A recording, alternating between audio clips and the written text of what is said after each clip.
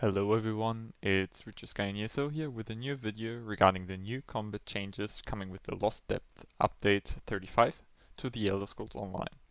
I especially wanted to test how DPS and PVE changes due to the nerf to light attack damage and the longer duration of dots.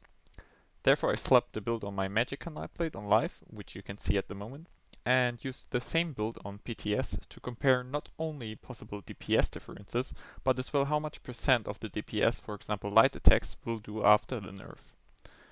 First off, some information regarding the dot duration. Wall of Elements lasts now 20, Entropy 24, Path 22, and Shade as well 22 seconds long. Other skills like Volley even last 30 seconds. Anyhow, let's take a look at my DPS on live. It is around 65k with 23% of the damage coming from light attacks, followed by 15% solo soul damage. This is just running quite mediocre no proc sets like Mother Sorrow and Medusa, with the perfect Maelstrom stuff on the backbar and each a monster piece set granting spell damage. Now, changing to the footage on the PTS, one thing I definitely notice is a huge sustain buff due to not having to refresh dots very often anymore. It is far easier to manage your resources, and I didn't even have to use leeching strikes really. Using the exact same setup, I had 63k DPS in the end, which is only 2k less DPS than on the live server.